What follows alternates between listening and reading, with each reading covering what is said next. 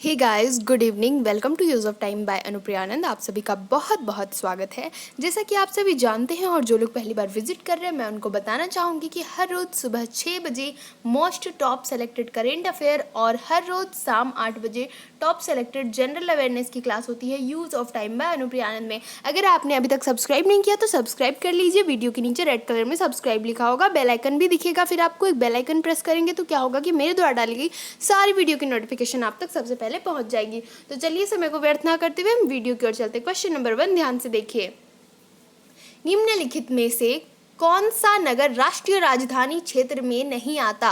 Option देखिएगा, 1 पानीपत, 2 रोहतक, 3 गुजरा या 4 मथुरा। तो दोस्तों इसका सही आंसर होगा मथुरा। जी हाँ, ऑप्शन नंबर 4 इसका सही आंसर है। कहा गया है कि निम्नलिखित में से कौन सा नगर राष्ट्रीय राजधानी क्षेत्र में नहीं आता? तो मथुरा नहीं आता, याद रखना है। अगले प्रश्न की ओर चलते हैं। सवाल नंबर 2 ध्यान से देखिए।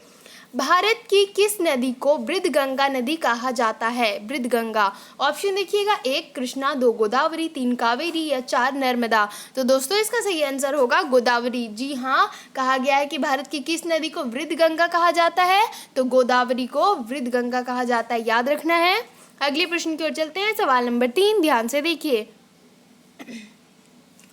तंजानिया की राजधानी है कौन? ऑप्शन देखिएगा, 1 Nairobi, option 2 Lusaka, option 3 Kampala या ऑप्शन 4 दारे सलाम। तो दोस्तों इसका सही आंसर होगा दारे सलाम। जी हाँ, ऑप्शन नंबर 4 इसका सही आंसर है। तंजानिया की राजधानी है दारे सलाम, याद रखें। चलिए अगले प्रश्न की ओर चलते हैं। सवाल नंबर 4 क्वेश्चन नंबर 4 ध्यान से देखिए। अंडमान द्वीप समूह और निकोबार द्वीप समूह निम्नलिखित में से किसके द्वारा एक दूसरे से अलग किए गए हैं? ऑप्शन देखिएगा friends, 1 10 degree channel, option 2 great channel, option 3 Bengal की खाड़ी या ऑप्शन 4 अंडमान सागर। तो दोस्तों इसका सही आंसर होगा ऑप्शन नंबर 1। जी हाँ, 10 डिग्री चैनल। कहा गया है कि अंडमान द्वीप समूह और निकोबार द्वीप समूह निम्नलिखित में से किसके द्वारा एक दूसरे से अलग किए गए हैं? तो 10 डिग्री चैनल द्वारा, याद रखें। अगले प्रश्न की ओर चलते हैं। सवाल नंबर 5 क्वेश्चन नंबर 5 ध्यान से देखिए। मानव हृदय में कक्षों की संख्या है कितनी? ऑप्शन देखिएगा, 1 4, 2 2, ऑप्शन 3 3 या ऑप्शन 4 5। तो दोस्तों इसका सही आंसर होगा ऑप्शन नंबर 1। जी हाँ, 4। कहा गया है कि मानव हृदय में कक्षों या चैम्बर की संख्या कितनी है? तो 4 है, याद रखना है। अगले प्रश्न की ओर चलते हैं। सवाल नंबर 6 ध्यान से देखिए। ऑप्शन सवाल नंबर 6 क्या कहता है कि सर्वग्राही कौन से रुधिर वर्ग का होता है? ऑप्शन देखिएगा, 1 AB, 2 O, 3 B या 4 A। तो दोस्तों इसका सही आंसर होगा ऑप्शन नंबर 1। जी हाँ, AB। कहा गया है कि सर्वग्राही कौन सा रुधिर वर्ग का होता है? तो AB, याद रखें। अगले प्रश्न की ओर चलते हैं। सवाल नंबर 7 ध्यान से देखिए। रुधिर स्कंदन में मदद करने वाला विटामिन है कौन सा? ऑप्शन देखिएगा, 1 vitamin C, 2 vitamin D, 3 vitamin E या 4 विटामिन के। तो दोस्तों इसका सही आंसर होगा विटामिन के, यानी कि ऑप्शन नंबर 4 इसका सही आंसर है। कहा गया है कि रुधिर स्कंदन में मदद करने वाला विटामिन है विटामिन के, याद रखें। अगले प्रश्न की ओर चलते हैं। सवाल नंबर 8 ध्यान से देखिए। निम्नलिखित में से कौन सा सही मेल है? ऑप्शन देखिएगा, ऑप्शन नंबर 1 किरीटी आघात संवहन तंत्र विस्फार, ऑप्शन 2 एथेरोस्क्लेरोसिस धमनियों का अवरुद्ध हो जाना या ऑप्शन 3 हाइपरटेंशन न्यून रक्तचाप या ऑप्शन 4 हाइपोटेंशन दिल का दौरा। तो दोस्तों इसका सही आंसर क्या होगा? फ्रेंड्स इसका सही आंसर होगा हाइपोटेंशन दिल का दौरा। ऑप्शन नंबर 4 इसका सही आंसर है, याद रखना है। अगले प्रश्न की ओर चलते हैं। सवाल नंबर 9 ध्यान से देखिए। देखिए क्वेश्चन नंबर 9 क्या कहता है। अनियत तापी प्राणियों के लिए निम्नलिखित में से कौन सा सही है? ऑप्शन देखिएगा, 1 उसका रक्त हर समय शीतल रहता है, ऑप्शन 2 उसके शरीर का तापमान वायुमंडल के अनुसार बदलता रहता है, या ऑप्शन 3 उनके शरीर का तापमान सदा स्थिर रहता है, या ऑप्शन 4 वे रास्ते में आने वाले सभी प्राणियों का वध कर देते हैं। तो दोस्तों इसका सही आंसर होगा ऑप्शन नंबर 2 कि उनके शरीर का तापमान वायुमंडल के अनुसार बदलता रहता है। कहा गया है कि अनियत तापी प्राणियों के लिए निम्नलिखित में से कौन सा सही है? तो उनके शरीर का तापमान वायुमंडल के अनुसार बदलता रहता है, याद रखना है। अगले प्रश्न की ओर चलते हैं। सवाल नंबर 10 ध्यान से देखिए। कंप्यूटर के लिए आईसी चिप आमतौर पर बनाए जाते हैं क्या के? ऑप्शन देखिएगा, 1 क्रोमियम के, 2 सिलिकॉन के, 3 सीसा के या 4 कॉपर के। तो दोस्तों इसका सही आंसर होगा ऑप्शन नंबर 2, जी हाँ सिलिकॉन के बनाए जाते हैं। कंप्यूटर के लिए आईसी चिप आमतौर पर सिलिकॉन के बनाए जाते हैं, याद रखना है। अगले प्रश्न की ओर चलते हैं, सवाल नंबर 11, ध्यान से देखिए। सवाल नंबर 11 क्या कहता है कि मानव रुधिर में मौजूद शर्करा की अधिकतर मात्रा होती है। ऑप्शन देखिएगा, 1 सुक्रोज, 2 फ्रक्टोज, सॉरी यहाँ पर 2 ये होना चाहिए ग्लूकोज, 3 फ्रुक्टोज या 4 लैक्टोज। तो दोस्तों इसका सही आंसर क्या होगा? फ्रेंड्स इसका सही आंसर होगा ऑप्शन नंबर 2, जी हाँ फ्रक्टोज इसका सही आंसर है। कहा गया था कि सुक्रोज, फ्रक्टोज, ग्लूकोज या लैक्टेज, इसमें से कौन सा सही है? तो फ्रक्टोज। याद रखें, मानव रुधिर में मौजूद शर्करा की अधिकतर मात्रा होती है फ्रक्टोज की, याद रखें। अगले प्रश्न की ओर चलते हैं, सवाल नंबर 12, ध्यान से देखिए। आदमी में निम्नलिखित में से कौन सा विषाणु रोग है? ऑप्शन देखिएगा, 1 गलसुआ, ऑप्शन 2 प्लेग, 3 हैजा या 4 उपदंश। तो दोस्तों इसका सही आंसर होगा ऑप्शन नंबर 1, जी हाँ गलसुआ। कहा गया है कि आदमी में कौन सा विषाणु रोग है? तो गलसुआ, याद रखें। अगले प्रश्न की ओर चलते हैं, सवाल नंबर 13, ध्यान से देखिए। गोबर गैस का मुख्य घटक है क्या? ऑप्शन देखिएगा, 1 कार्बन डाइऑक्साइड, 2 मीथेन, 3 ब्यूटेन या 4 आइसोब्यूटेन। तो दोस्तों इसका सही आंसर होगा ऑप्शन नंबर 2, जी हाँ मीथेन। कहा गया है कि गोबर गैस का मुख्य घटक क्या है? तो मीथेन है, याद रखें। चलिए अगले प्रश्न की ओर चलते हैं, सवाल नंबर 14, ध्यान से देखिए। क्वेश्चन नंबर 14, एड्स का पूरा नाम क्या है? ऑप्शन देखिएगा, 1 इसका फुल फॉर्म पूछा गया है। ऑप्शन देखिएगा, 1 active immuno deficiency syndrome, option 2 acquired individual disease syndrome, option 3 acquired immuno deficiency syndrome या option number 4 acquired immuno disease syndrome. तो दोस्तों इसका सही आंसर क्या होगा? फ्रेंड्स इसका सही आंसर होगा ऑप्शन नंबर 3, जी हाँ acquired immuno deficiency syndrome, AIDS। AIDS का पूरा नाम क्या है? तो एक्वायर्ड इम्यूनो डेफिशिएंसी सिंड्रोम, याद रखें। अगले प्रश्न की ओर चलते हैं, सवाल नंबर 15, ध्यान से देखिए।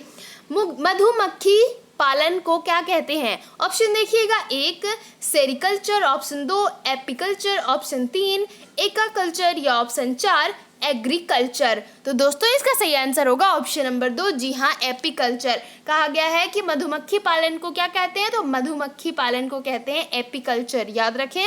अगले प्रश्न की ओर चलते हैं, सवाल नंबर 16, ध्यान से देखिए। HIV का पूरा नाम क्या है? ऑप्शन देखिएगा, 1 हाइब्रिड, फ्रेंड्स इसका ऑप्शन देखिए। ऑप्शन नंबर 1 क्या कहता है? Hybrid yielding variety, option 2 human yellow virus, option 3 high yielding variety या ऑप्शन 4 ह्यूमन येलो वैक्सीन। तो दोस्तों इसका सही आंसर क्या होगा? फ्रेंड्स इसका सही आंसर होगा ऑप्शन नंबर 3, जी हाँ हाई यील्डिंग वैरायटी। कहा गया है कि HIV का पूरा नाम क्या होता है? तो हाई यील्डिंग वैरायटी, याद रखें। अगले प्रश्न की ओर चलते हैं, सवाल नंबर 17, ध्यान से देखिए। फसल के मौसम के आधार पर विषम मद चुनिए। ऑप्शन देखिएगा, 1 चावल, 2 गेहूं, 3 मक्का या 4 कपास। तो दोस्तों इसका सही आंसर होगा गेहूं, जी हाँ ऑप्शन नंबर 2 इसका सही आंसर है। कहा गया है कि फसल के मौसम के आधार पर विषम मद चुनिए, तो गेहूं है, याद रखें। अगले प्रश्न की ओर चलते हैं, सवाल नंबर 18, ध्यान से देखिए। चुकंदर और ईख से रस निकाल लेने के बाद बचे अवशेष को क्या कहते हैं? ऑप्शन देखिएगा, 1 खीरा, 2 व्यय, 3 खोई या 4 जैव मात्रा। तो दोस्तों इसका सही आंसर होगा व्यय, जी हाँ ऑप्शन नंबर 2 इसका सही आंसर है। कहा गया है कि चुकंदर और ईख से रस निकाल लेने के बाद बचे अवशेष को व्यय कहते हैं, याद रखें। अगले प्रश्न की ओर चलते हैं, सवाल नंबर 19, ध्यान से देखिए। फ्रेंड्स मैं आपको बोलना चाहूँगी कि अगर आप पहली बार विजिट कर रहे हो use of time bye Priyanand में और आपने सब्सक्राइब नहीं किया, तो मैं बता रही हूँ आपको कैसे सब्सक्राइब करना है। अगर आपको नहीं आता है और आप सब्सक्राइब करना चाह रहे हो तो वीडियो के नीचे रेड कलर में SUB सब्सक्राइब का पूरा वर्ड लिखा है, वो आप पहले प्रेस कर दो, रेड कलर में लिखा होगा। उसके बाद एक बेल आइकन दिख रहा होगा, उसके बाद आप उसमें ऑल टच करते हो तो क्या होता है कि मेरे द्वारा डाली गई सारी वीडियो की नोटिफिकेशन आप तक पहुंचेगी। और वीडियो अच्छा लग रहा हो तो प्लीज़ लाइक ज़रूर कर दीजिएगा। और हाँ आप अगर पिछले वीडियो को देखना चाहते हो तो आई बटन पर देख सकते हो और नीचे डिस्क्रिप्शन में भी लिंक है, ओके। और आप अगर मुझे टेलीग्राम, ट्विटर, इंस्टा या फिर फेसबुक पर फॉलो करना चाहते हो तो उसकी भी लिंक मैंने नीचे डिस्क्रिप्शन में डाल रखी है, आप मुझे फॉलो कर सकते हो। ओके, तो चलिए देखते हैं सवाल नंबर 20, क्वेश्चन नंबर 20। किस दंड के चुंबकन की प्रक्रिया में, ऑप्शन देखिएगा, एक, दंड का पूरा आयतन चुंबकित होता है, ऑप्शन 2, दंड का केवल पृष्ठ चुंबकित होता है, या ऑप्शन 3, दंड के केवल सिरे चुंबकित होते हैं, या ऑप्शन 4, दंड के बाहरी परतों के केवल कुछ भाग ही चुंबकित होते हैं। तो दोस्तों इसका सही आंसर होगा दंड का पूरा आयतन चुंबकित होता है, यानी कि ऑप्शन नंबर 1 इसका सही आंसर है। किस दंड के चुंबकन की प्रक्रिया में दंड का पूरा आयतन चुंबकित होता है, याद रखना है। अगले प्रश्न की ओर चलते हैं, सवाल नंबर 21, ध्यान से देखिए। वर्षा जल की गिरती हुई बूंद की आकृति गोल होती है, किसके कारण? ऑप्शन देखिएगा, 1, श्यानता के कारण, ऑप्शन 2, पृष्ठ तनाव के कारण, ऑप्शन 3, वायुमंडलीय दाब के कारण, या ऑप्शन 4, गुरुत्वीय बल के कारण। तो दोस्तों इसका सही आंसर होगा ऑप्शन नंबर 2, जी हाँ, पृष्ठ तनाव के कारण वर्षा जल की गिरती हुई बूंद की आकृति गोल होती है, पृष्ठ तनाव के कारण, याद रखें। अगले प्रश्न की ओर चलते हैं, सवाल नंबर 22, ध्यान से देखिए। निम्नलिखित में से सबसे ठंडा कौन सा है? ऑप्शन देखिएगा, 1 मंगल, 2 पृथ्वी, 3 प्लूटो, या 4 बुध। कहा गया है कौन सा ग्रह सबसे ठंडा है, तो याद रखना है, कहा गया है कौन सा ग्रह, तो प्लूटो, याद रखें। ऑप्शन नंबर 3 इसका सही आंसर है। निम्नलिखित में से कौन सा सबसे ठंडा ग्रह है, तो प्लूटो। अगले प्रश्न की ओर चलते हैं, सवाल नंबर 23, ध्यान से देखिए।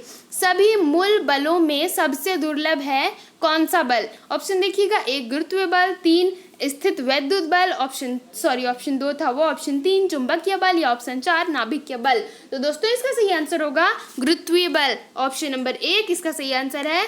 सभी मूल बलों में सबसे दुर्बल बल है गुरुत्वीय बल, याद रखें। अगले प्रश्न की ओर चलते हैं, सवाल नंबर 24, ध्यान से देखिए। आंख के रोगों में निकट दृष्टि को क्या कहते हैं? ऑप्शन देखिएगा, 1 कोमा, 2 हाइपरमेट्रोपिया, ऑप्शन 3 मायोपिया, या ऑप्शन 4 एस्टिग्मेटिज्म।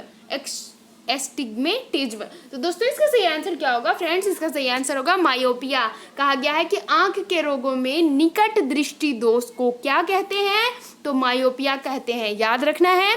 अगले प्रश्न की ओर चलते हैं, सवाल नंबर 25, ध्यान से देखिए। निम्नलिखित में से कौन सा तत्व रेडियो एक्टिव नहीं है? ऑप्शन देखिएगा, 1 यूरेनियम, 2 रेडियम, 3 थोरियम, या 4 कैडमियम। तो फ्रेंड्स इसका सही आंसर क्या होगा? फ्रेंड्स अगर आप कोरोना वायरस से रिलेटेड वीडियो, या फिर हंता वायरस से रिलेटेड वीडियो, या फिर कोरोना के लिए जो दो दवाई ट्रायल के लिए दे दी गई है उससे रिलेटेड वीडियो, या वंदे भारत मिशन से रिलेटेड वीडियो, या फिर आप डेली के करेंट अफेयर को देखना चाहते हो, तो मेरे चैनल में प्लेलिस्ट में जाकर के देख सकते हो। मैंने सबसे रिलेटेड वीडियो बना रखी है, इसरो से भी रिलेटेड मैंने वीडियो बना रखी है, आप जाकर देख सकते हो। डेली सुबह 6 बजे करेंट अफेयर और हर रोज शाम 8 बजे जनरल अवेयरनेस की क्लास होती है। अगर आप किसी भी कॉम्पिटिटिव एग्जाम्स की तैयारी करें तो यूज ऑफ टाइम बैनो प्रियानंद से जरूर जुड़ जाइए, और ये वीडियो को अपने दोस्तों और जितने भी फ्रेंड्स और जितने भी ग्रुप और कॉन्टेक्ट में है सब तक शेयर कीजिए, क्योंकि ये सारे टॉप सेलेक्टेड क्वेश्चंस है। जो लोग कॉम्पिटिटिव एग्जाम्स की तैयारी कर रहे हैं उन तक ये वीडियो जरूर शेयर कर दीजिएगा। देखिए इसका आंसर क्या होगा फ्रेंड्स? इसका सही आंसर होगा कैडमियम, जी हाँ, ऑप्शन नंबर 4 इसका सही आंसर है। निम्नलिखित में से कौन सा तत्व रेडियो एक्टिव नहीं है? तो कैडमियम, याद रखें। अगले प्रश्न की ओर चलते हैं, सवाल नंबर 26, ध्यान से देखिए। वायु में ध्वनि का वेग किसमें परिवर्तन के साथ परावर्तित नहीं होता? तो दोस्तों इसका सही आंसर होगा वायु का दाब, जी हाँ, ऑप्शन नंबर 2 इसका सही आंसर है। कहा गया है कि वायु में ध्वनि का वेग किसमें परिवर्तन के साथ परिवर्तित नहीं होता? तो वायु के दाब के साथ, याद रखें। अगले प्रश्न की ओर चलते हैं, सवाल नंबर 27, ध्यान से देखिए।